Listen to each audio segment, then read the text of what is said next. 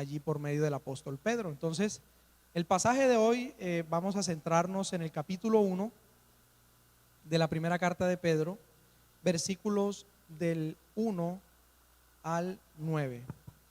Primera de Pedro, versículos del 1 al 9.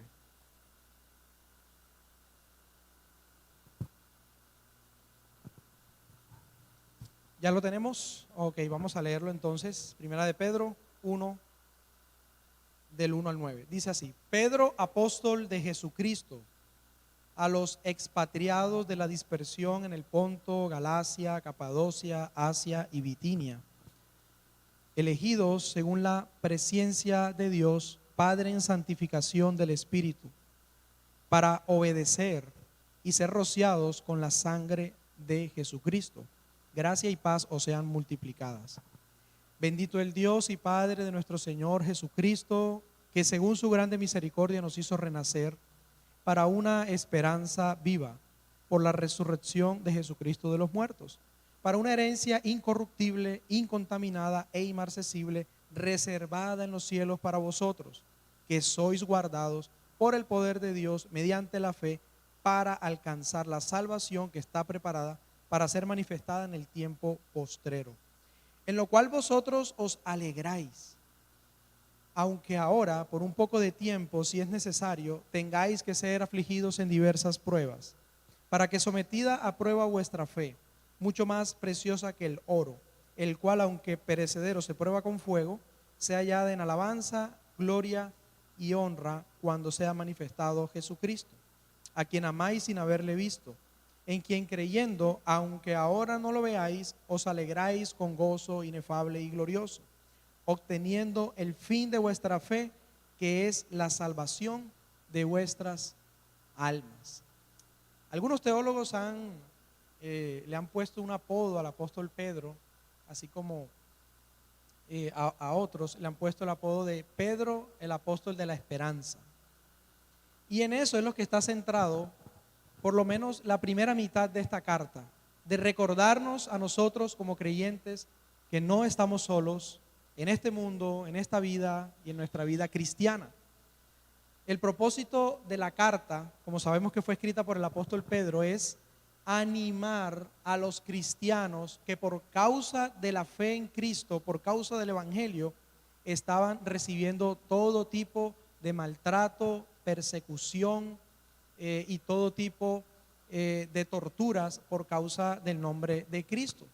Entonces, esa es la audiencia primaria. El apóstol Pedro está escribiendo a judíos y gentiles cristianos, judíos gentiles que habían creído en el Señor y que por causa de la evangelización de la palabra de Dios, estos hermanos estaban siendo perseguidos. Entonces, por causa de esa persecución, estos hermanos habían sido expatriados, es decir, es lo mismo que decir desplazados. Habían sido desplazados, sacados de su patria, sacados de su territorio, que era Jerusalén, y habían sido dispersos por toda la zona de Asia Menor a causa de las fuertes persecuciones, y principalmente quien perseguía a la iglesia en ese contexto era el Imperio Romano a manos o con el liderazgo del emperador Nerón.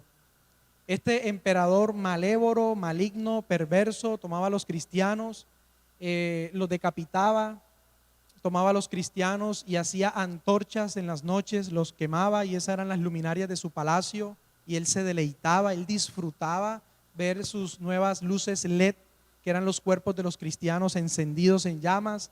Esta persona torturaba a los cristianos, perseguían, y cuando el apóstol Pedro envía esta carta, al poco tiempo aumentó esa persecución, se aumentó. Antes de enviar la carta ya había persecución de todo tipo en el área económica, en el área civil. También dicen los teólogos que eran perseguidos por sus propias familias que no creían en Cristo, pero al creer pues eran perseguidos también por sus familiares, cosa que no se parece en nada ahora, ¿cierto? Y que a ellos también les estaba ocurriendo, y por esta razón habían sido dispersados, expatriados por toda Asia Menor. Entonces, Pedro está escribiendo en un contexto de persecución y de muerte. Ese es el contexto. Y Pedro está animando a los cristianos, como cantábamos hace un momento, a permanecer firmes y adelante a pesar de las persecuciones. Pero lo más curioso es que Pedro no utiliza herramientas, no utiliza metodologías o estrategias humanas o estrategias emocionales o estrategias terrenales para animar a esos que habían sido llamados por Dios, que eran verdaderamente cristianos, sino que el apóstol Pedro utiliza lo que Dios siempre usa para animarnos verdaderamente a continuar y para fortalecernos y exhortarnos a seguir, y es la palabra de Dios. El apóstol Pedro le está recordando a esa iglesia que estaba siendo atribulada, perseguida, azotada, dado de baja, mataban a los cristianos. Utiliza la verdad del evangelio en cuanto a su identidad, en cuanto a su nueva identidad y en cuanto a las buenas nuevas de salvación para animar a estos cristianos. Si el Espíritu Santo de Dios está en nosotros, usted y yo no necesitamos de cosas superficiales, no necesitamos de cosas del mundo, no necesitamos meter al mundo a la iglesia para que nosotros podamos seguir y permanecer, sino que si el Espíritu de Dios reposa en nosotros, es solamente, única y exclusivamente la palabra de Dios la que puede fortalecernos a seguir por medio del Espíritu Santo. Entonces estos hermanos están siendo animados y Dios levanta al apóstol Pedro e inspira esta carta. Y por eso él dice, esta carta va dirigida a los expatriados de la dispersión que estaban en el Ponto, Galacia, en Capadocia, Asia y Bitinia. Y en el versículo 2 nos da una gran realidad de nuestra nueva identidad, de quienes somos, de dónde estamos. Y Pedro no alarga la carta o no espera a muchos versículos para entrar a estas realidades. Y en el versículo 2 empieza dándonos esta gran verdad de nosotros los cristianos y les empieza recordando a la iglesia que había sido expatriada, que es la misma iglesia, nosotros mismos, quienes también somos receptores de esta carta. Nos dice el Señor que debemos recordar siempre que nosotros, la iglesia, fuimos elegidos según la presciencia de Dios. Les recuerda la verdad de la elección. Y con esto les está diciendo que entonces, como fuimos elegidos desde antes de la fundación del mundo, les está recordando que nada de los acontecimientos presentes que están ocurriendo están fuera de las manos y el control de Dios. Al recordarles la doctrina de la predestinación, les está recordando que en ese caminar se iban a presentar esas persecuciones, pero que debieran estar tranquilos porque fueron elegidos según la presciencia de Dios. Y muchos distorsionan este pasaje para decir que Dios nos eligió porque Él vio de antemano que nosotros en algún momento íbamos a creer en Él, que en algún momento íbamos a obedecer a la fe. Entonces lo mal explican y lo mal predican diciendo que entonces Dios te eligió porque vio en tu corazón que a la edad de 30 años o de 25 años o de 40 años tú ibas a creer. Pero el mismo texto refuta ese error. Dios no nos eligió porque vio de antemano que íbamos a creer. Dios nos eligió conforme a su plan redentor, el cual planeó antes de la fundación del mundo. Nos predestinó. Y ahí mismo lo dice y lo vamos a ver. Les recuerdo, ustedes fueron elegidos según la presciencia, según el conocimiento de Dios, de su propia voluntad, a los que Él predestinó, según el conocimiento de los que Él conoció, valga la redundancia, antes de la fundación del mundo. ¿Y cómo nos escogió? ¿Cómo nos eligió el Señor? Dice que el Padre nos eligió en santificación del Espíritu. Y en este versículo 2 vemos cómo la Trinidad obra en nuestra salvación. Este es un versículo trinitario redentor. Este versículo 2 es trinitario redentor y lo vamos a ver.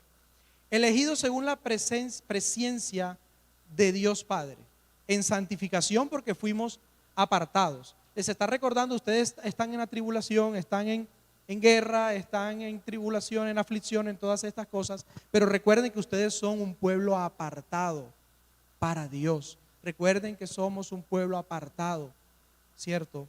Dicen santificación del Espíritu. Pertenecemos a Dios, pertenecemos a la familia de Dios. Entonces, ¿por qué Dios no nos escogió porque vio de antemano que íbamos a obedecer? Porque el mismo texto tumba esa distorsión. Ahí mismo lo dice. ¿Para qué fuimos elegidos? ¿Para qué fuimos elegidos en santificación? Dice, ahí ustedes lo pueden ver, para obedecer. Si fuera la interpretación correcta que Dios nos eligió porque a lo largo del tiempo, como Dios lo conoce todo, vio que íbamos a creer, entonces no dijera para, dijera por qué. Porque íbamos a obedecer o porque somos obedientes. Pero no está diciendo por ser obedientes, sino que nos llama precisamente por ser desobedientes, rebeldes, ajenos a Dios, para entonces obedecer. Para entonces obedecer y ser rociados por la sangre de Jesucristo. Les recuerda, ustedes fueron limpiados. Nosotros fuimos limpiados por la sangre de Cristo. Fuimos rociados. Aquí utiliza el apóstol Pablo la metodología o la dinámica en el Antiguo Testamento cuando se rociaba la sangre del cordero o del sacrificio. Y aquí lo relaciona con Cristo, ser rociados, pero no con la sangre de un animal, ni nada de esto, sino con la sangre de nuestro Señor Jesucristo. Gracia y paz sean multiplicadas. Entonces, aquí vemos cómo participa la Trinidad en nuestra salvación. Lo que siempre hemos dicho. Aquí vemos al Padre planeando, el Padre planeó la redención, nos escogió, ¿cierto? En Cristo antes de la fundación del mundo. En santificación del Espíritu, porque el Espíritu aplica a nosotros esa redención. Y vemos para ser rociados con la sangre de Jesucristo. Entonces habla de un sacrificio. Entonces Cristo ejecutó la obra de salvación que el Padre planeó y que el Espíritu aplicó. El Padre planea, el Hijo ejecuta, muere. No murió el Padre, no murió el Espíritu Santo, murió el Hijo de Dios, la segunda persona de la Trinidad. Y el Padre y el Hijo envían al Espíritu Santo para convencer a sus escogidos de juicio, de justicia y de pecado, para aplicar ese plan de redención, para hacer efectiva esa elección desde antes de la fundación del mundo. Entonces, hermanos, debemos tener en cuenta y no perder de vista en cualquier situación que vivamos, en que ninguna de las aflicciones ni de las pruebas de este mundo van a anular el decreto de Dios que ha sido dictado a favor de usted, la esperanza de la vida eterna. Nada de las tribulaciones que vivamos, nada de las aflicciones, porque aquí está hablando de eso y lo vamos a ver, van a anular, a marchitar, a corromper, a distorsionar, a quitar, a borrar la esperanza por la cual Cristo nos llamó, que Pedro la describe como incorruptible, incontaminada, inmarcesible, reservada para nosotros en los cielos, para el gran día de la redención. Entonces debemos recordar, hermanos, que es el Evangelio lo único que nos va a animar y ayudar a permanecer en entender, como lo dice el contexto de la carta, que nosotros somos peregrinos y pasajeros en este mundo, pero que mientras vamos camino hacia esa glorificación y esa vida eterna, debemos permanecer. Y solo la palabra de Dios, solo el Espíritu Santo, no hay otro mecanismo, no lo hay, nos van a ayudar a permanecer firmes y perseverando en Él. Entonces es lo que le está recordando el apóstol Pedro, y es lo que nosotros debemos recordar. Nada va a anular el decreto de Dios. No hay nada, no hay fuerza, no hay poder humano ni poder de las tinieblas que puedan anular el decreto, lo que Dios ha decidido desde antes de la fundación del mundo para nosotros. Es decir, no debemos ver las pruebas como el abandono de Dios. Es decir, no debemos ver las aflicciones temporales de este mundo como el desamor de Dios, como la falta de gracia de Dios, o que Dios ya no tiene misericordia. Por el contrario, Dios las permite por su gracia y por su misericordia para formarnos, para enseñarnos a todos los días depender de quién, de Dios. Ese es el objetivo de las pruebas en el cristiano. No son para destrucción de nuestra fe, sino para fortalecer más bien nuestra fe. Entonces a mí me llama la atención en el versículo 3 cómo, a pesar de que el contexto es un contexto de muerte, persecución y todas estas cosas, Pedro empieza o continúa la carta en el versículo 3 para entrar más en materia el apóstol Pedro con una alabanza a Dios.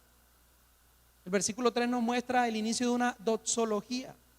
El versículo 3 es la actitud que el apóstol quiere enseñarle a esos hermanos.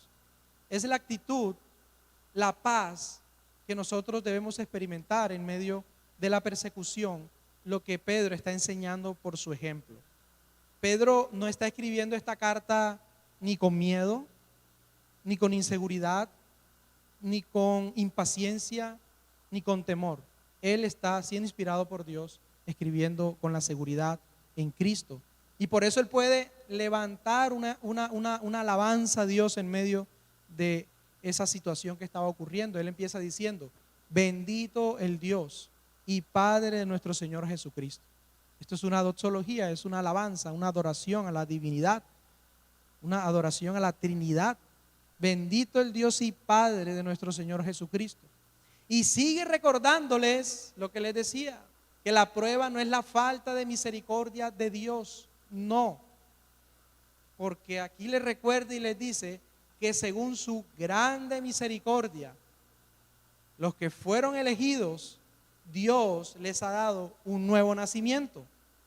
Esta es de las pocas veces que el Nuevo Testamento muestra la palabra renacer. Incluso creo que es la única vez donde aparece esta palabra renacer en el Nuevo Testamento, que quiere decir un nuevo nacimiento, nacer de nuevo. Y les recuerda que aparte de que fuimos elegidos, santificados, limpiados por su sangre, su misericordia fue derramada para nosotros y fuimos renacidos. Fuimos renacidos y volvimos a nacer o nacemos de nuevo de nuestra antigua manera de vivir, de la antigua confianza y esperanza que nosotros teníamos cuando estábamos en el mundo. ¿Cuál era? El mundo, los recursos humanos, eran nuestras esperanzas, nuestro dinero, nuestro trabajo, nuestro mejor amigo, nuestra esposa, nuestro esposo, el que me den el empleo en tal lado. Esa era mi esperanza, esa es la esperanza, no hay más. En que el gobierno decrete algunas leyes, en que se haga la paz mundial entre los gobiernos, esas eran nuestras esperanzas. En que busquen la cura contra el cáncer o contra el COVID o contra todas estas enfermedades mortales.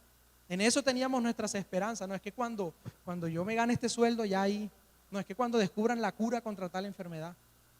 Y está mal que descubran curas y eso, no estoy diciendo que esté mal, sino que nuestras esperanzas, fuimos renacidos de esas antiguas, viejas y obsoletas esperanzas que antes teníamos, porque fuimos renacidos para una esperanza viva. Y lo que aquí el apóstol Pedro está recordando, lo que dice Efesios capítulo 2, voy a buscarlo un momentico, nos dice de la siguiente manera: no es que estábamos sin esperanza, es que nuestra esperanza estaba centrada y enfocada de manera equivocada por el desconocimiento de Dios. Aquí lo dice, en el versículo capítulo 2, versículo 12, dice: en aquel tiempo, no sé si ya lo tienen en la pantalla, en aquel tiempo, mire cómo estábamos sin esperanza, dice: en aquel tiempo estabais sin Cristo, alejados de la ciudadanía de Israel y ajenos a los pactos de la promesa, sin esperanza y sin Dios en el mundo. Pero ahí la connotación y el trasfondo es que sí teníamos una esperanza, pero era una esperanza muerta, que equivale a lo mismo a no tener esperanza. Estábamos como muertos en pecados, como dice el versículo 1, y estábamos sin esperanza y sin Dios en el mundo. Estábamos sin una esperanza. Nuestras esperanzas estaban centradas en el aquí y en el ahora. Pero ahora en Cristo Jesús, vosotros que en otro tiempo estabais lejos, habéis sido hechos cercanos por la sangre de nuestro Señor Jesucristo. Entonces andábamos con una esperanza equivocada, con una esperanza muerta, y el apóstol les recuerda: ustedes han nacido de nuevo. Somos nuevas criaturas, somos creyentes. ¿Y en qué creemos? En Cristo, en sus promesas, en nuestro destino final y real, que será estar con Él en gloria por los siglos de los siglos, pero que cuya esperanza no empieza allá en la eternidad, empieza desde acá, desde el momento que somos escogidos por Dios. Por eso les dice: fueron elegidos acá, no fuimos elegidos o no vamos a ser elegidos allá en el cielo, acá en la tierra. Y de tal manera debemos vivir todo este mundo pasajero, pero es con la mirada y la confianza puesta en lo que el Señor ha hecho por nosotros. Entonces, ¿por qué nos resucitó, nos regeneró y nos hizo nacer de nuevo el Señor? La garantía de nuestro nuevo nacimiento y de nuestra esperanza, Pedro la muestra que es la resurrección de Jesucristo de los muertos. Esa es la garantía de nuestra fe, la resurrección. Sin resurrección es vana nuestra fe. Pero aquí el apóstol está recordando que la resurrección de Cristo es la garantía de nuestra fe, la garantía de recibir esa esperanza que fue reservada para nosotros. Y como les decía, ¿cómo es esa esperanza o esa herencia, esperanza? Lo que hablábamos también esta mañana. Esa herencia es incorruptible, incontaminada e inmarcesible y fue reservada en los cielos para nosotros. Por eso les decía y por eso la palabra de Dios lo dice. Ninguna de las cosas que nos acontezcan en esta vida, ninguna de las situaciones adversas, contrarias, por más difíciles que sean, no van a anular nuestra esperanza, porque es incorruptible, no se corrompe, no se negocia, no se cambia, es incontaminada, no es manchada por el pecado. El poder del pecado no va a poder anular nuestra esperanza. No tiene contaminación, no tiene adulteración o adulteramiento, no está adulterada. Esa esperanza que el Señor nos dio es incontaminada, es pura, sin mácula, sin mancha, porque es la obra de nuestro Señor a favor nuestro en la cruz. Entonces les está recordando que aunque en ese momento no tenían nada y estaban en peligro de muerte, lo tenían todo. Lo tenían todo. El cristiano lo tiene todo. Tenemos esa herencia y la garantía de que la vamos a recibir. ¿Cómo más es? Inmarcesible, es decir, inmarchitable. No es como aquella flor que salió y el esposo le regala a la esposa una flor y a los 3 días ya está marchitada, toda fea y toca botarla, ¿verdad? No es así. Es decir, Dios no se arrepiente de darnos la esperanza. Dios no se arrepiente de habernos elegido.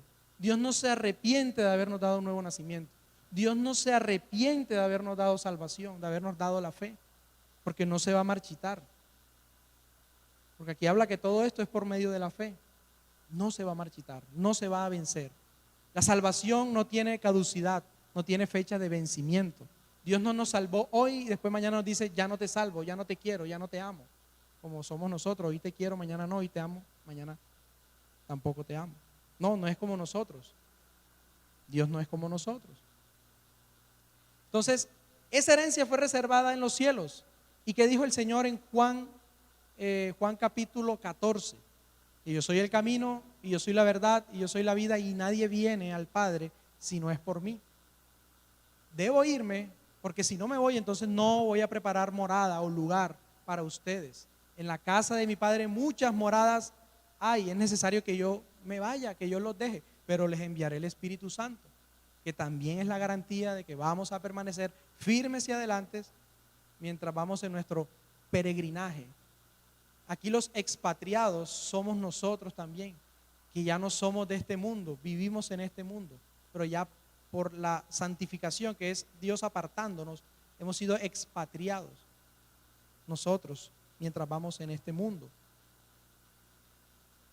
Entonces, ¿cómo nos garantiza el Señor recibir esa herencia hasta el final?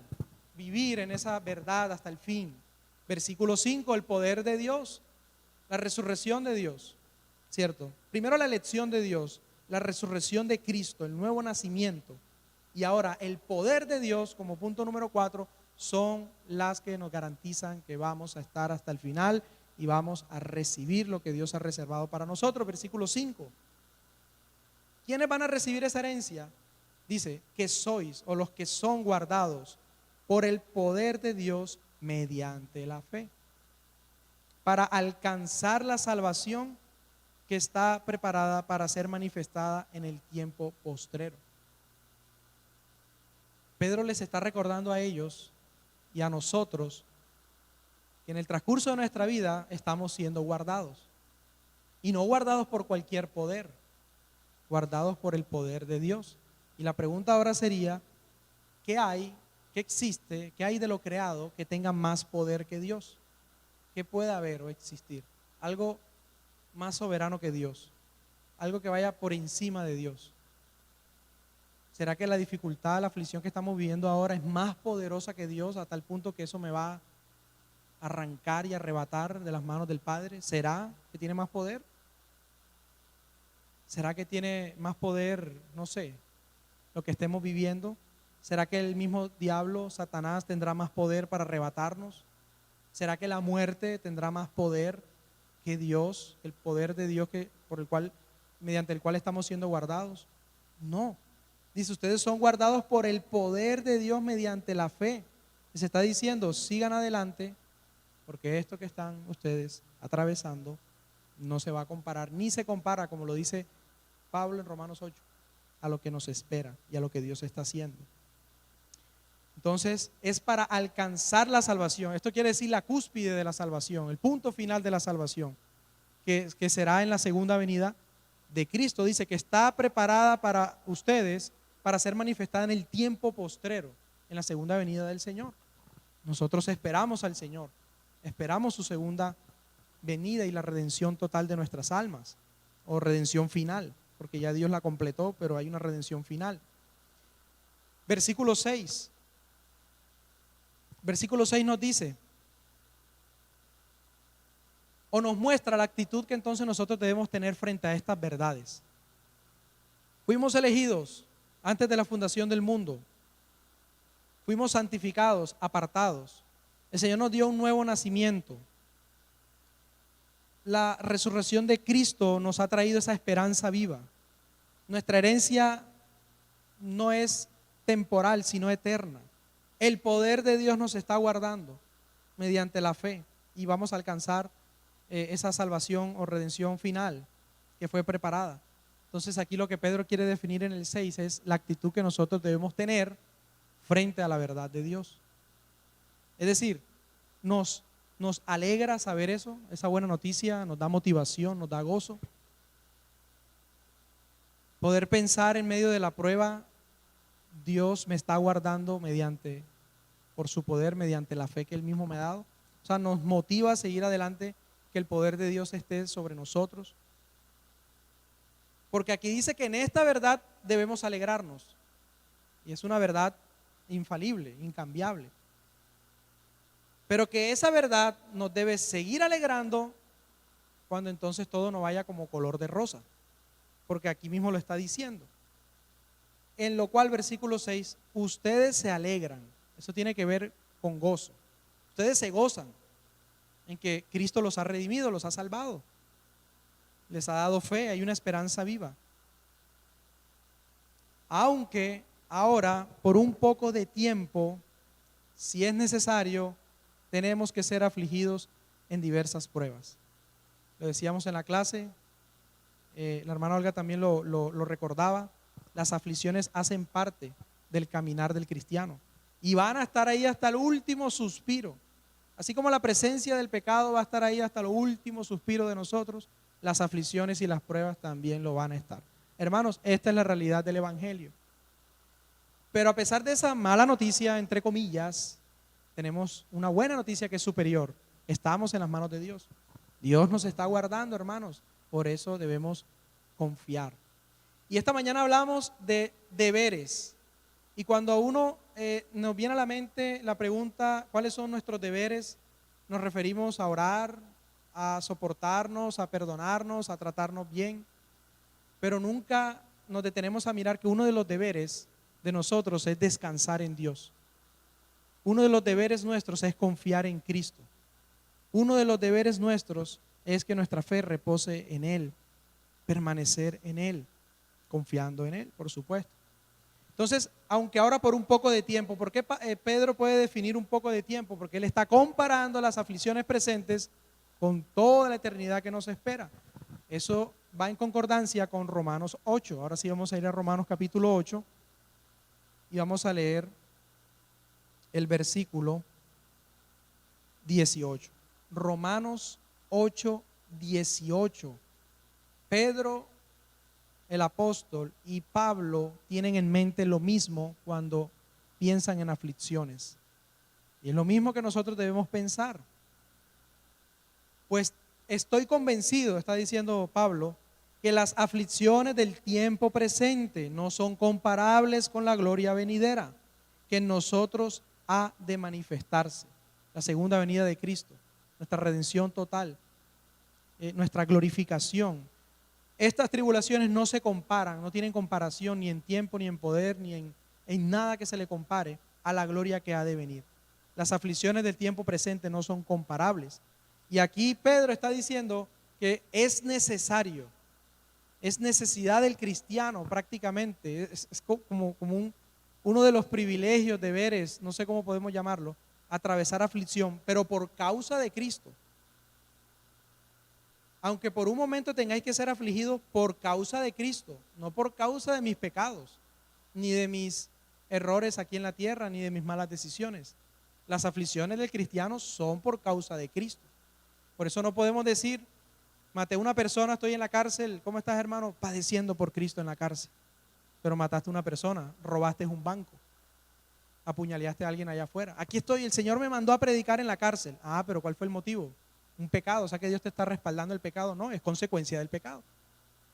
Está en la cárcel. Tomar una mala decisión. O sea que las aflicciones no son por nuestros errores, sino por el nombre santo de nuestro Señor Jesucristo. La Biblia dice, de nada sirve, en Mateo capítulo 6, y vamos a mirarlo. Mire cómo lo describe Mateo 6 en el Sermón del Monte, de una manera muy clara. Mateo 6, vamos a ir a Mateo 5, versículo 11, mire cómo dice, Mateo 5, 11, 12. ¿Cómo debemos mirar las aflicciones, las pruebas, las persecuciones? De esta manera, perspectiva bíblica. Somos cristianos, lo miramos a la luz de la palabra. Por eso les decía que es como un privilegio, un derecho, porque lo dice la Biblia. Ser afligidos hace parte. Dice el 11, Cristo está hablando y dice, bienaventurados son cuando por mi causa, ojo, mi causa, la causa de Cristo, os vituperen y os persigan y digan toda clase de mal contra vosotros, ¿qué? Mintiendo. Y entonces aquí decimos el ay, ay, ay, si eso es verdad. El ay, ay, ay, si por nuestra mentira, entonces pasa lo contrario. El nombre de Cristo es más bien como blasfemado o pisoteado. Aquí dice, si te persiguen, si te vituperan y es mentira, es decir, que estás a paz con Dios en eso que te están persiguiendo, que te están señalando y condenando, puedes estar tranquilo y tranquila, porque entonces somos bienaventurados por causa de Cristo. Versículo 12, lo que está hablando Pedro y nos está diciendo es que gozaos y alegraos, en palabras de Jesús, pero es lo mismo que está diciendo Pedro allá, gócense y alégrense. Por eso dice, ustedes en estas verdades se alegran, aunque tengan que pasar un poco de tiempo aflicciones. Entonces gocémonos y alegrémonos, porque vuestro galardón, ahí tiene que ver la esperanza, es grande en los cielos, porque así persiguieron a los profetas que fueron antes de vosotros. Y hay otro texto que no recuerdo ahora, que dice que de nada sirve si recibimos persecución y estamos padeciendo, si estamos pecando. Si alguien lo puede buscar ahorita. De nada serviría si padecemos, pero por causa del pecado. No es por causa del pecado, es precisamente por causa de Cristo. ¿Cierto? Entonces, esta iglesia estaba siendo perseguida. Pedro no está señalando un pecado en ello. Es que ustedes, como hicieron esto, recibieron esto. No, las aflicciones en el cristiano vienen solitas, automáticas, son naturales, porque el mundo odia a Cristo, porque el mundo odia la palabra, el mundo es enemigo de Dios. Entonces el que es incorporado al pueblo de Dios se constituye, el que antes era amigo del mundo, ahora se constituye enemigo del mundo. Recuerden que éramos enemigos de Dios, éramos amigos del mundo, enemigos de Dios. Ahora es lo contrario. Somos amigos de Dios porque Él nos reconcilió por medio de Cristo y ahora somos enemigos del mundo. No que vamos a salir a matar a toda la gente que no cree en Dios o algo así. No, enemigos por naturaleza, porque vamos a ser rechazados, vamos a ser vituperados, vamos a ser blasfemados. Todo esto si es por causa de la palabra de Dios, porque el mundo odia a Dios. Entonces Pedro no está señalando un pecado en particular. Pedro está diciendo, lo que están viviendo, sopórtenlo, tengan paciencia, vívanlo en la fe del Hijo de Dios, confíen en que Dios les está guardando, porque eso es necesario que ocurra. Ahí lo dice, aunque ahora por un poco de tiempo, si es necesario, tengáis que ser afligidos en diversas pruebas. Hermano, esta no es nuestra total realidad. Las aflicciones en este mundo no van a ser eternas. Nuestra condición, cualquiera que sea que estoy padeciendo, no es nuestra realidad final. Nuestra realidad final, aunque eso hace parte de nuestra realidad, pero nuestra realidad final es Cristo, la eternidad, la glorificación, gozar de la presencia de Dios para siempre, mientras estamos en este mundo y mientras vamos y el Señor nos lleva hacia ese lugar. Ahí dice, por un poco de tiempo, las pruebas no serán eternas, las aflicciones tampoco. Tengáis que ser afligidos en diversas pruebas. Entonces, ¿cuál es el objetivo de las aflicciones en este mundo? someter a prueba nuestra fe. ¿Para qué? Para ver si nuestra fe es legítima, si nuestra fe está verdaderamente plantada y centrada en Dios. Es como cuando usted toma el billete falso y lo pasa por el láser o la maquinita, la lucecita esa, para mirarlo. Cuando usted lo coge, lo dobla, lo prueba, usted está haciendo una prueba de ese billete para probar su veracidad, para ver si es verdadera. Por eso es que mucha gente, lamentablemente, viene a la iglesia o viene al evangelio y cuando llega la prueba, como neblina, se desaparece. Porque su fe está siendo probada, pero al final el resultado es que no vino a ser una fe legítima. No fue una fe veraz. Y es importante, hermanos, cuidarnos de eso. Con esto no estamos condenando porque pueda que una persona sea verdaderamente cristiana, pueda que esa persona, las aflicciones de este mundo, pueda que la enfríen un poco, no sé, que la aparten, pero por un poco de tiempo. Esa persona, si es de Dios, va a volver y el trabajo nuestro es ir por esas personas. Pero lo que estoy diciendo es que las pruebas son para dar veracidad a nuestra fe. Que nuestra fe es la fe del Hijo de Dios. Esa fe es la que nos ayuda a vencer el mundo, que dice Juan, vuestra fe ha vencido al mundo. El mundo es todo lo que el mundo trae en contra de Cristo. Entonces ahí nos dice, por un poco de tiempo tenemos que ser afligidos en diversas pruebas. Versículo 7, el fin de la prueba es la aflicción, para que sometida a prueba vuestra fe, mucho más preciosa que el oro, el cual, aunque perecedero, se prueba con fuego, sea hallada en destrucción, en perdición y en condenación. No. ¿En qué al final de la prueba de nuestra fe va a ser hallada nuestra fe? En alabanza, gloria, honra, cuando sea manifestado Jesucristo. La veracidad de nuestra fe es probada, es pasada por el fuego de las pruebas de fuego. Y el oro se prueba a altas temperaturas. Usted no va a probar oro en el fogón de su casa, por más llama alta que usted coloque, por más estufa industrial que usted tenga. Eso no llega ni al 0,1% de la temperatura. Usted no le va a poner un oro, una ollita y hace una candelita como hacía uno cuando era niño, que hacía un huequito y ponía una velita y ponía ¿cierto? Así no va a ser probada nuestra fe, o así no es probada. Si el oro no es probado así, que el oro es precioso, el oro es algo valioso, pero aquí Pedro dice, la fe que Dios les ha dado es mucho más preciosa. O sea, el oro es precioso, pero es mucha más preciosa, mucha más valiosa que el oro. Y si el oro se prueba con candela pura, que no está en nuestro fogón, ni en una candelita que hagamos en el suelo, ni con una vela, entonces, ¿a cuánta mayor temperatura va a ser probada nuestra fe? O sea, imagínense, solo imaginarnos por un momento. Entonces, ¿qué atraviesa el cristiano? Pasamos por el fuego. Pero ¿qué dijo el Señor en Isaías? Aunque pases por el fuego, no te vas a quemar, es decir, no te vas a destruir. La prueba no es para destruirnos. Aunque pases por el fuego, no te quemarás. Fuego ahí está hablando de pruebas. El pueblo de Israel estaba siendo perseguido y Dios preservó a su pueblo, ¿verdad?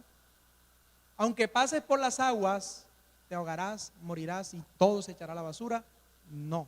Aunque pases por el fuego, no serás quemado, destruido, y aunque pases por las aguas, no te ahogarás, porque yo soy tu Dios y estoy contigo. Isaías 43, por allí más o menos.